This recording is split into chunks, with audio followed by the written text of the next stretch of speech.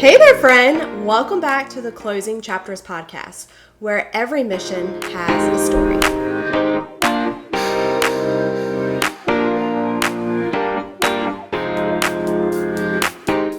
We really don't think that we want to buy right now. I think we're going to rent, and we were trying to look and find them a spot, and they didn't really know what they wanted to be. And then a couple of houses came on the market that were actually pretty reasonable. Hey, friends! Welcome back! We are in June of 2019. If you are new here, we've been walking through the journey of my real estate career, one transaction at a time. And I started my real estate career in May of 2016. So we have went through every transaction of mine since May of 2016 all the way to June of 2019 so far. So this next transaction is yet again another one of my favorite group of people. If you've been following along, then you know that there was a unit that stood up for the UAVs, the unmanned vehicles, also known as drones, at Shaw Air Force Base around this time. And I had the pleasure of having one pilot after another come in from the schoolhouse. So this is another one of those families that actually had contacted me from another family and said, hey, we really don't think that we want to buy right now. I think we're going to rent, and we were trying to look and find them a spot, and they didn't really know what they wanted to be. And then a couple of houses came on the market that were actually pretty reasonable.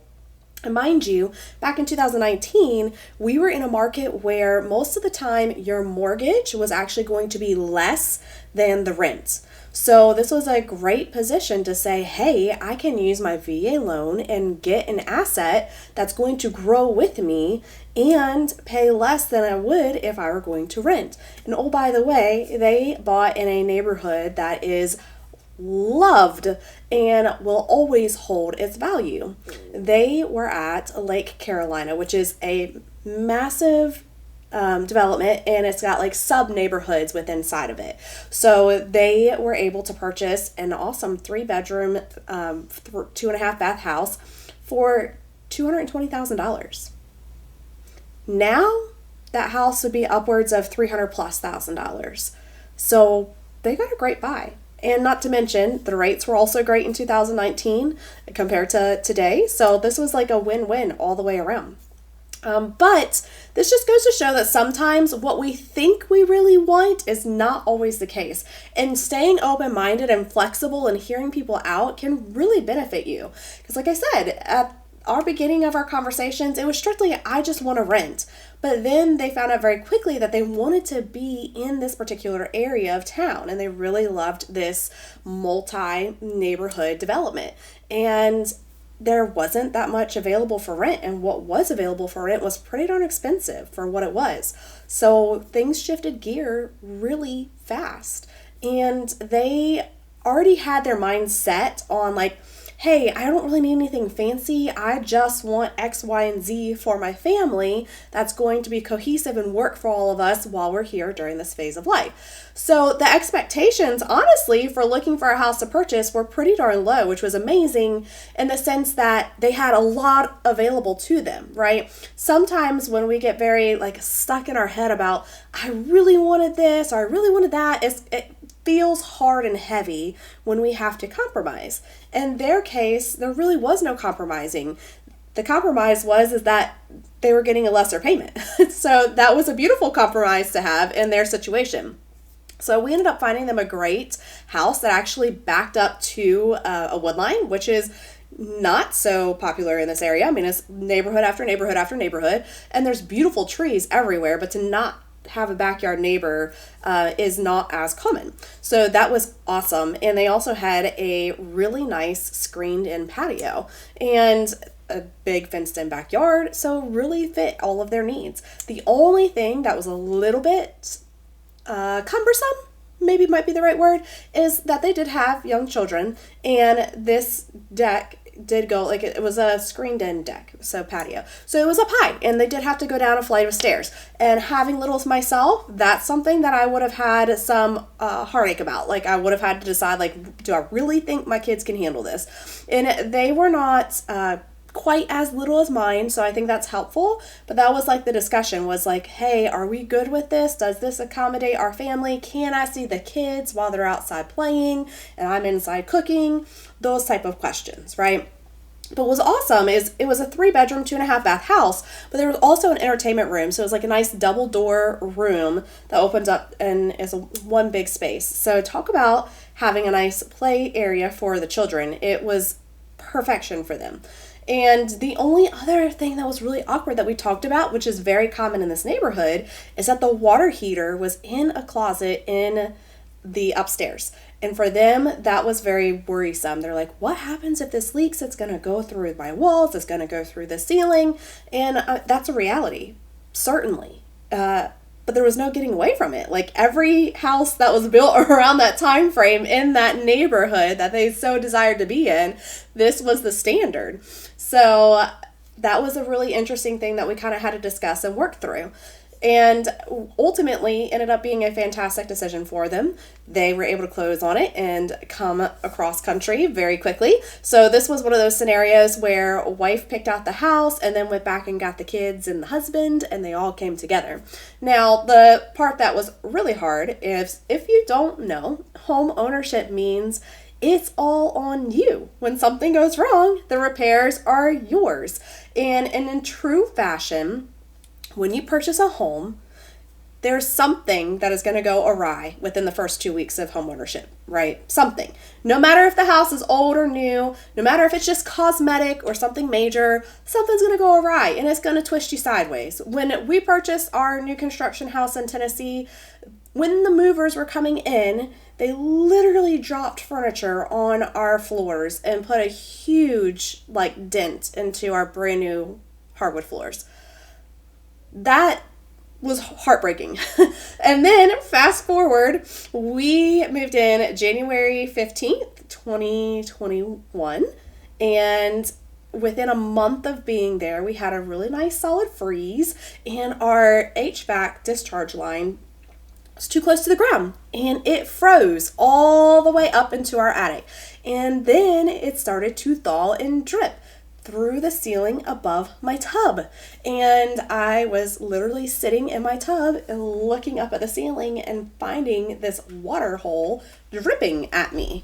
Not a fun surprise. So needless to say, not a fun surprise that anybody really wants to find. And in their case, when they came across country, they arrived at dinner time and go to their house, and all of a sudden the dishwasher and the stove are not working. We have already done our final inspection. We have already signed and closed. The house is theirs. So what do we do? And the reality is, what happened is that there was a thunderstorm because, June in South Carolina, we get a thunderstorm every afternoon around 4:30, and there was a hefty storm and the appliances got struck by lightning. Such a bummer.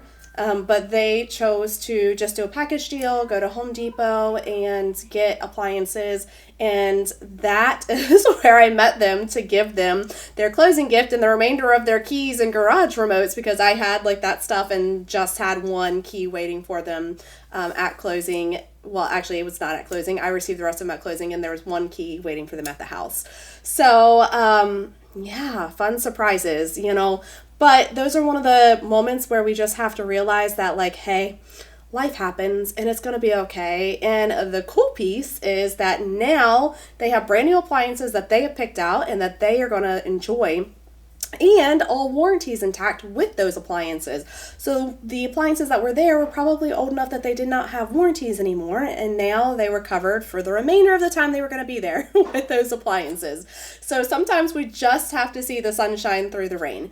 But ultimately, this was still a really cool opportunity and way to show that if you can stay flexible and hear all of the information to make a great decision for you and your situation at that given time, that sometimes it's not always what you anticipate it to be.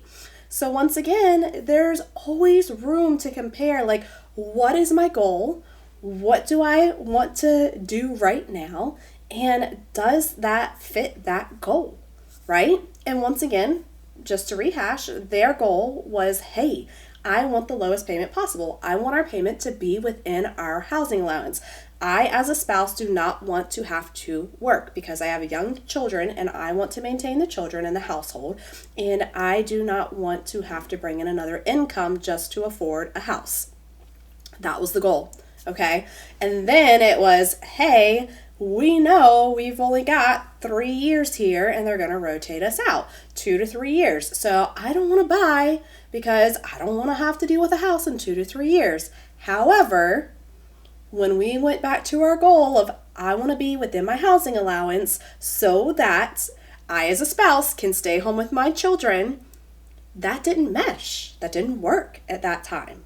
So we were able to regroup, look at the numbers, and find a better solution. This is such a cool example of how things can change every day. Now, in today's market, this isn't common, right? So if you've bought in the last couple of years, you're actually in the reverse. You are in my bucket where you bought a property, high price, high interest rate, and now you need to figure out what to do with it. And it's cumbersome, it's heavy. I can't rent it for my mortgage payment. I can't sell it without bringing money to the table. So what am I doing? And I have some creative solutions for that. And I would love to share that with you if you are in that bucket. So if you happen to be in this situation where you have bought high, can't clear your mortgage with a traditional rental where it's like a long-term rental, and the house is vacant and they move in, then reach out to me. Get on my schedule. Let's have a call because I might be able to have some insight for you. And it's something that we have done personally. So when I say I have insight for you, I'm literally sharing my own experience with you and why we chose what we chose, how it has worked for us so far. Will we continue doing it in the future? What are all of our options?